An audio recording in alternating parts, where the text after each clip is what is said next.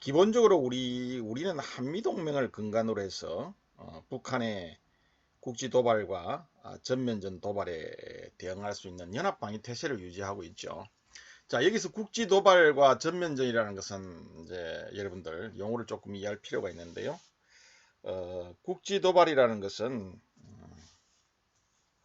평시에 그러니까 북한의 도발을 이야기하는 것이죠. 예를 들면 뭐 연평해전이라든지 1, 2차 또 연평도 포격 도발 같은 이런 평시에 일어나는 하나의 북한의 도발을 우리가 국지 도발이라고 그러고, 이제 실제로 전면전이 일어나면 전쟁이죠. 전쟁 상태에 돌입하게 되는 것은 이제 전면전 도발, 이렇게 크게 우리가 북한의 도발을 두 개의 국면으로 나눌 수 있습니다. 평시 국지 도발은 우리 한국군의 책임이 있어요. 작전 지휘권을 가지고 있죠. 그러니까 평시 작전 통제권 이렇게 이야기합니다. 그 다음에 전쟁이 일어났을 때의 작전 지휘권은 우리가 지금은 이제 한미연합사가 가지고 있죠. 즉 한미연합사는 한국군과 미군이 같이 두 개의 국가가 편성이 되어 있는 게 한미 연합사령부죠. 연합이라는 의미는 국가 대 국가를 의미하는 것입니다. 이처럼. 근데 한미연합사령부의 사령관이 이제 미군 사성장군이고요. 또 그 밑에 부사령관이 이제 우리 한국군 사성장군 이렇게 편성이 되어 있죠. 그래서 즉 한반도에 전쟁이 발발하게 되면 작전을 수행하는 최고 사령부는 바로 한미연합군 사령부입니다. 그래서 오늘날 우리가 전시작전 통제권을 한국군에게 빨리 전환을 우리가 해야 한다, 이런 논의가 있는 게 바로 이런 의미예요. 평시 작전 통제권, 즉 국지 도발이 발생했을 때 작전을 수행하는 것은 우리 한국군 합참이 그것을 작전 지휘권을 가지고 있어요. 그렇기 때문에 과거에도 이게 94년 이전에는 국지 도발도 한미연합사에 있었는데 94년도에 이제 평시 작전 지휘권은 우리 한국군에게 이양이 되었죠. 자, 그래서 앞에서 이제 배경 설명을 한 대로 한국군이 평시에 작전권을 행사하는, 즉 국지도발은 평시에 일어나는 북한의 도발이라고 그랬죠. 이러한 것들은 합동참모본부를 중심으로 해서 작전권이 행사가 됩니다. 그래서 합동참모본부의 조직은요, 주로 이제 육해 공군의 작전 부대를 작전 지휘하고 감독하는 것이 합동참모본부의 주 기능이에요. 이걸 우리가 군령권이라고 이야기합니다. 군령은 작전 지휘하고 감독하는 것을 말합니다. 여기서 합동부대를 지휘 감독한다 이렇게 이야기되는데, 이 합동이라는 의미는 앞에 연합이라는 의미는 한국 대 미국, 즉 국가를 이야기한다고 그러는데, 여기서 합동이라는 의미는 육군, 해군, 공군을 의미해요. 육군, 공군, 해군을 우리가 같이 작전을 수행하면 합동작전, joint operation 이렇게 이야기합니다. 연합은 combined라는 말을 쓰고요. 합동은 joint라는 말을 씁니다. 그래서 이 육해 공군을 지휘 감독해서 전투 임무를 수행하는 최고 사령부가 합동참모본부다.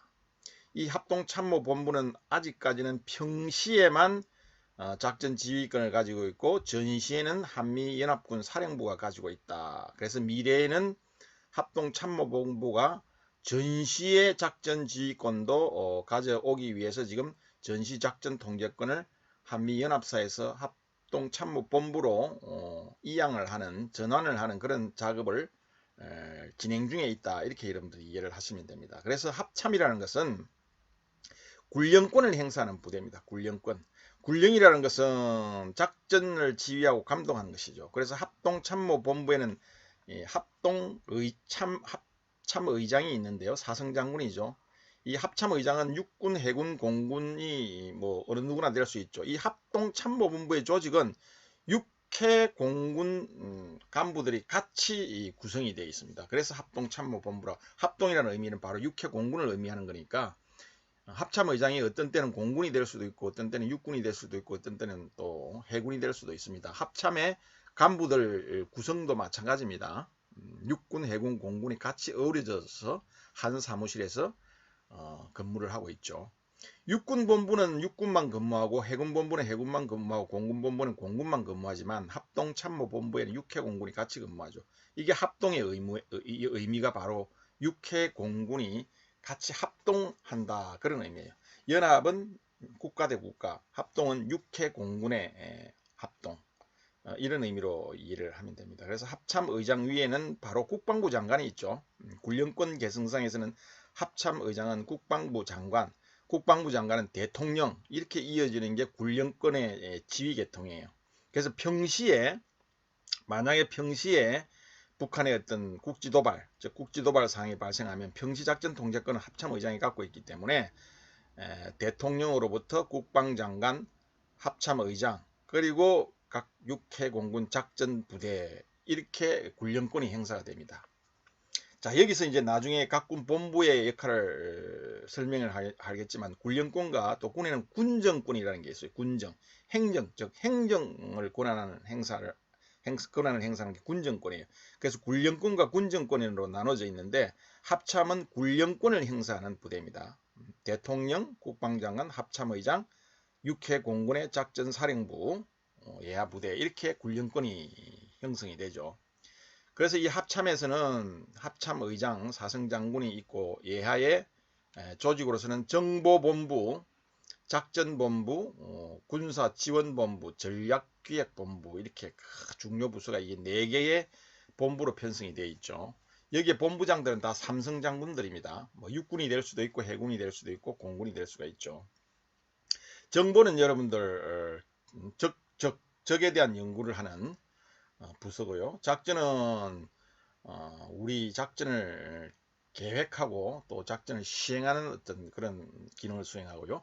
군사지원본부는 작전을 수행하기 위해서 지원을 하는 임무를 주로 수행하죠.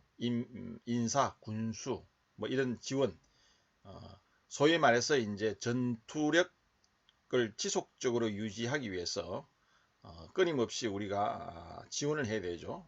어떤 차량, 뭐 장비, 인력, 군수, 보급, 수송, 이런 어떤 전투 근무 지원이 지속적으로 이루어져야 작전이 지속적으로 이루어지고 결국은 전쟁에서 승리할 수 있겠죠. 이런 것처럼 지원하는 주요 기능을 가진 게 군사지원본부예요. 전략기획본부는 이제 중장기적인 전략을 기획하는 부서입니다. 그래서 작전은 주로 현행작전을 우리가 수행을 하는 것이고요. 전략은 미래, 즉 롱텀 또는 미드텀, 중장기의 계획을 수립하고 분석하는 이런 임무가 전략기획본부죠. 그래서 이 합참은 무엇보다도 중요한 것은 육해공군과의 긴밀한 상호지원과 통합을 통해서 합동성을 강화하는 게 굉장히 중요해요. 합동성이라는 의미는 육해공군이 서로 잘 협력을 해서 전쟁을 잘 수행하기 위한 어떤 하나의 체제를 잘 유지하는 것, 이게 합동성이라고 그러죠. 그래서 합동성이 강화되지 않으면 육해공군이 따로따로 이렇게 임무를 수행하게 되면 시너지가 그만큼 약해지겠죠. 그래서 현재 군은 합동성을 강화하기 위해서 굉장히 많은 노력을 기울이고 있습니다. 그 다음에 합참에서는 현행 전시작전 통제권 전환에 대비해서 앞에서 설명한 바와 같이 현재는 우리가 평시작전 통제권만 합참이 갖고 있다고 그랬죠. 그래서 미래에 한미연합사령부로부터 전시작전 통제권이 이양이 되면 합참으로 전환이 되게 되어 있습니다. 전환이 되면 이게 대비해서 미래 합동작전 수행에 최적화된 조직의 편성과 기능, 군사 능력을 체계적으로 우리가 발전시켜야 하겠죠. 그래서 우리 군 주도의 전쟁 수행 능력을 강화해 나가야 할 것입니다. 자, 여기서 사실은 합동작전뿐만 아니라 미래의 전시작전 통제권이 한국군으로 전환이 되면 이 합참은 합동작전뿐만 아니라 연합작전까지도 다 포괄하는 이런 어떤 전쟁 수행 능력을 강화를 해야 됩니다. 왜냐하면 전시작전 통제권이 한미연합사에서 합참으로 전환이 되면 결국은 현행 연합사가 하고 있는 역할을 합참이 해야 되기 때문에 결국은 미군들을 우리가 작전 지휘를 해서 전쟁을 수행해야 하기 때문에 주한미군을 합참이 작전 지휘를 해야 되기 때문에 연합작전도 연합작전 수행 능력도 합참이 갖추고 있어야 되겠죠. 자, 합참은 이제 그런 조직입니다. 자, 합참은 좀 이해가 가죠, 이제. 자, 이 합참 이제 이하에 이제 육해 공군 부대가 있겠죠. 그런데 여기서 우리가 한 가지 육해 공군 본부에는 이제 사성 장군들인 총장들이 있죠. 그 다음에 합참에는 이제 사성 장군인 합참 의장이 있는데 굴령 선상의 부대가 합참 의장이라고 그랬잖아요. 굴령이라는 것은 작전을 지휘하고 감독하는 권한이라고 그랬죠. 그래서 합참 의장의 굴령권상의 상관은 국방장관 대통령이에요. 그런데 예하의 개선으로는 육군 총장은 굴령선상의 합참 의장의 부하가 아닙니다. 육군본부와 공군본부와 해군본부는 굴령선상에 있는 부대가 아니고 군정권을 행사하는 부대예요. 군정권은 뭐냐면 행정을 이야기합니다. 행정, 인사, 군수, 동원, 교육 이와 같은 행정 권한을 행사하는 게 우리가 군정권이라고 해요. 그래서 우리가 군대는 크게 군 조직은 크게 굴령과 군정으로 나누어지는데 합참은 굴령을 행사하는 부대고요. 육군본부와 공군본부와 해군본부는 군정권을 행사하는 부대입니다. 그렇기 때문에 육군총장이 합참의장의 부하다 이렇게 생각을 하면 안 되는 거예요. 그러나 육군 예하의 굴령 개선상에 있는 작전사령부의 지휘관들은 합참의장의 굴령선상에서 예하 부대 지휘관이다, 자기 부하다 이렇게 생각을 할 수가 있어요. 그런데 우리가 많은 혼돈을 가져오는 건 육군본부, 해군본부, 공군본부의 총장은 군정권을 가지고 있는 군정을 행사하는 최고 이 상급기관이기 때문에 굴령선상에서 합참의장이 육군총장이나 해군총장, 공군총장에게 지시를 하거나 명령을 할 수는 없다는 것이죠. 자, 이 육군본부의 편성은 보는 바와 같이 이제 작전사령부가 두 개가 있어요. 지상작전사령부, 그 다음에 제2작전사령부가 있고요. 그 다음에 수도방위사령부, 특수전사령부, 항공작전사령부, 그리고 인사, 군수, 교육, 동원전력사령부, 미사일사령부 이렇게 해서 사령부가 구성이 되어 있는데요. 이 육군본부의 최고 수장인 사성장군인 육군 총장은 표에 나와 있는 이런 부대장들에게 군령권을 행사할 권한은 없어요. 군령권이라는 건 뭐냐면 평시에 예를 들어서 국지도발 상황, 즉 북한의 어떤 도발 상황이 생기면 총장이 작전을 지휘하는 건 아닙니다. 위에 있는 앞에서 이야기한 알아봤던 이 합참의장이 이런 작전을 상황이 벌어지면 합참의장이 바로 육군본부 예하에 있는 지상작전사령관, 제2작전사령관, 수도방위사령관, 특수전사령관 이런 사령관들을 직접 지휘해서 작전을 수행합니다. 이게 군령권이에요. 그래서 어떤 평시에 국지도발 상황이 발생하면 합참의장은 총장을 지휘하는 것이 아니고 육군 총장 아래에 있는 이런 사령부의 전투사령부의 사령관들을 지휘를 해서 작전을 수행합니다. 이게 군령권이에요. 그 다음에 육군 총장은 이런 작전이 아니라 평시에 작전을 잘 수행할 수 있도록 평시에 국지도발 상황이 벌어지면 작전을 잘 수행할 수 있도록 또 한반도의 전쟁 억제가 실패해서 한반도의 전쟁이 발발하게 되면 잘 싸워서 이길 수 있도록 평시에 교육훈련, 훈련이죠. 훈련을 시키고 또 잘 싸울 수 있도록 장비를 잘 보급해주고 또 잘 싸울 수 있도록 전투 근무 지원 능력을 강화시키고 또 잘 싸울 수 있도록 평시에 군의 조직을 강화하고 전투력을 강화하고 동원 전력을 강화하고 이런 것들은 육군 총장의 행정권한이에요. 이걸 우리가 행정권한 군정권이라고 해요. 그래서 인사, 군수, 동원, 교육, 병력을 잘 훈련을 시키고 또 부대의 좋은 장비, 전투력을 발휘할 수 있는 어떤 상시 전투 준비 태세를 유지하는 것, 이런 것들은 육군 총장의 권한이에요. 그래 평상시에 훈련은 총장의 권한이지만 실제 상황이 발생해서 작전을 지휘하는 것은 총장의 권한이 아닙니다. 그건 합참의장이 바로 이 그림에 나와 있는 각 사령관들을 지휘해서 국지도발 상황에 대처하는 거예요. 자, 예를 들면 전방 DMZ, GOP 전방에서 북한군이 침투를 했다 그러면 이 지상작전사령부는 도표에 나와 있는 육군의 지상작전사령부는 과거에는 이제 이 1군 사령부, 3군 사령부 이렇게 경기도는 3군, 1군은 강원도 이렇게 나눠져 있었어요. 그런데 이게 2019년도에 이제 사실은 통합이 되었죠. 그래서 지상작전사령부라고 그래요. 자, 이 지상작전사령부의 사령관도 사성장군이에요. 합참의장도 사성장군이고요. 육군본부의 총장도 사성장군이죠. 육군총장도. 어쨌든 강원도 지역에 예를 들어서 북한군이 침투했다. 그러면 이제 작전을 실제 수행해야 되잖아요. 대간첩 작전을 해서 적을 경멸을 해야 되겠죠. 이걸 이제 국지도발 상황이 벌어졌다고 그러는데 이때는 합참의장이 지상작전 사령관을 직접 지휘를 해서 상황 조치를 하고 작전을 수행하는 겁니다. 총장은 아무 기능이 없어요. 이럴 때는. 총장은 지원만 해주는 기능만 있어요. 군정권을 갖고 있기 때문에 작전을 수행할 권한이 없습니다. 군정권이라는 것은. 그래서 합참의장이 이 지상작전 사령관을 움직여서 작전을 수행하는 것이죠. 바다에서 예를 들어서 서해에서 예를 들어서 국지도발 상황이 발생했다 그러면 이때도 마찬가지입니다. 나중에 설명했지만 합참의장이 해군 총장이 아닌 해군 작전사령관이라는 게 있어요. 나중에 설명하겠지만 해군 작전사령관을 통해서 작전 지휘를 하고 상황 조치를 하는 것이죠. 이게 군령권이에요. 어쨌든 육군 예하에는 이 도표에서 보는 바와 같이 육군이 보유하고 있는 전력은 10개의 사령부로 구성이 되어 있죠.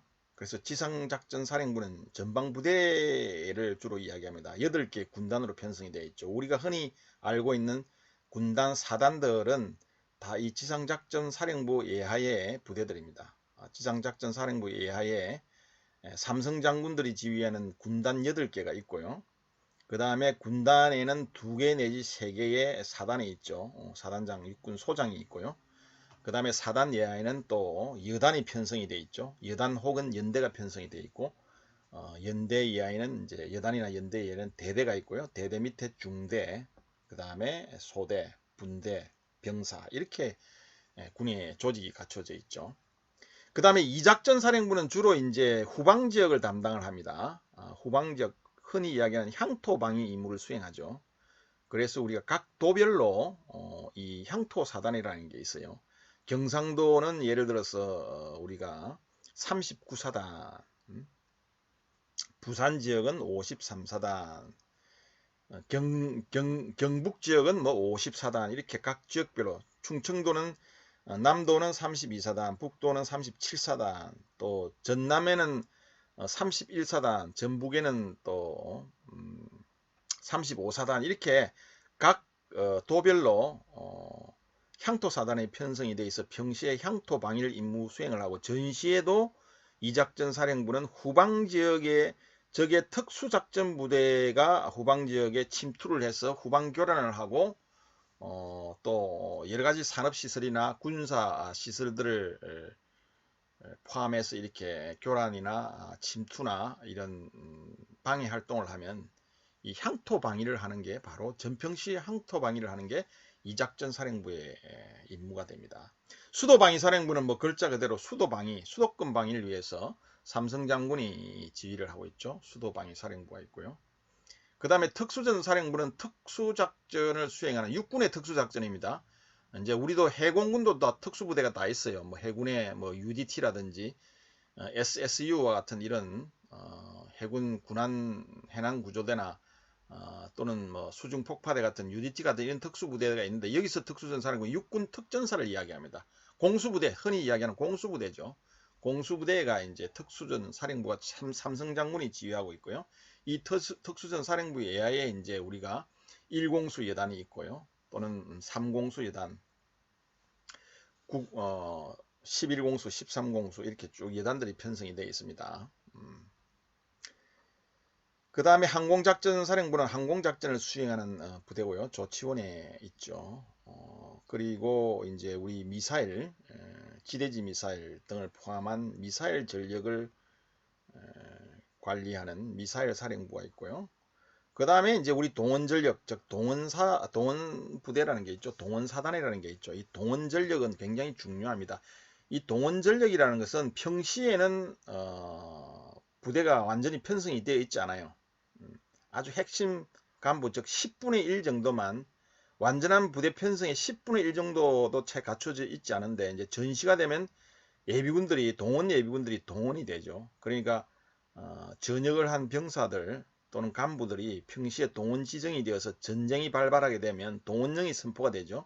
동원령이 선포가 되면 이 해당 부대로 다 동원 소집이 됩니다. 그렇게 되면 완전하게 동원 사단이 편성이 되죠. 그러면 이 동원 사단은 향토 방위 임무를 수행하는 것이 아니라 전시 작전 임무를 수행하게 되어 있습니다.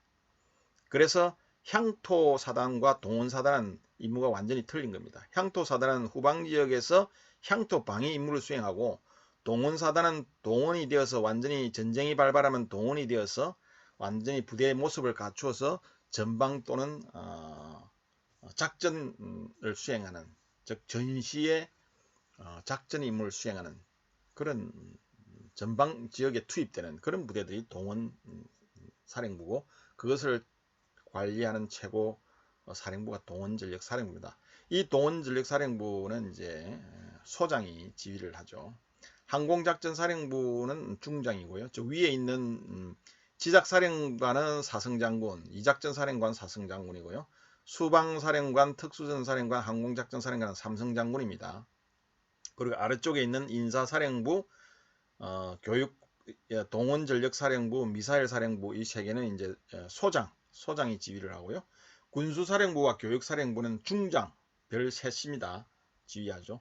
군수사령부 기능은 전평시에 이제 부대를 운용하고 또 전투력을 지속적으로 유지하기 위해서는 여러 가지 지원을 해야 되죠. 탄약도 또 장비도, 병력은 아니죠. 군수는 인사는 이제 병력을 주로 지원하고 하는 임무고요. 군수는 수송, 병기, 병참 이런 어떤 우리가 부대를 운용하려고 그러면 유리도 보급해주고 탄약도 보급해줘야 되고, 그 다음 병사들 피복도 줘야 되고, 그죠? 여러 가지 지원을 해야 되죠. 이 군수 분야에 이제 최종 지원하는 임무가 군수사령부, 인사사령부는 우리 전시에 이제 병력도 보충해 줘야 되고요. 그리고 전시에 우리 급여도 줘야 되고, 또 전시에 휴가도 갑니다. 휴가도 가고 사기, 표창, 상벌 권한 이런 것들을 행사하는 부대가 인사사령부예요. 교육사령부는 평시에 이제 교육훈련을 강하게 시켜서 정예 장병들을 만들어야 전쟁에서 싸워 이길 수 있겠죠. 그런 교육훈련을 담당하는 사령부가 교육사령부입니다. 동원전력은 아까 설명을 했고, 미사일사령부 설명했죠. 이렇게 이제 육군은 주로 편성이 되어 있습니다. 조직이. 자, 다시 한번 이야기하지만 여기서 육군 총장은 군정권을 행사하고요. AI에 있는 부대들은 군정권, 군령권을 다 같이 가지고 있는데, 국지도발 상황이나 전쟁 상황이, 전면전 상황이 생기면 작전 지휘는 이 육군본부 AI에 있는 사령관들은 합참의장, 평시에는 합참의장, 전시에는 현재까지는 연합사령관의 군령선상에서 작전을 지휘하고, 그 다음에 평시에는 육군 총장의 지휘를 받아서 군정권을 행사한다. 그래서 육군 총장은 군정권을 갖고 있지만 밑에 있는 지작사령관이나 작전사령부는 군정권과 군령권 둘 다를 행사할 수 있습니다. 그래서 군정권에 대해서는 총장의 지휘를 받고, 육군 총장의 지휘를 받고, 군령권에 대해서는 합참의장의 지휘를 받아야 되겠죠. 지작사령관이나 이작전사령부 사령관이나 수도방위 사령관 마찬가지입니다. 군단장이나 사단장도 마찬가지죠.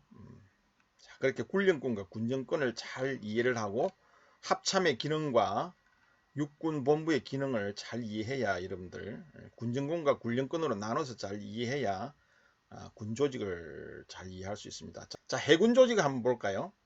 자, 해군 조직도 군령과 군정은 똑같습니다. 육군하고 똑같아요. 아까 설명한 바가 똑같아요. 자, 해군본부는 해군 총장이죠. 해군 사성장군이 지휘하죠. 당연히. 해군본부 이하에는 해군작전사령부라는 게 있어요.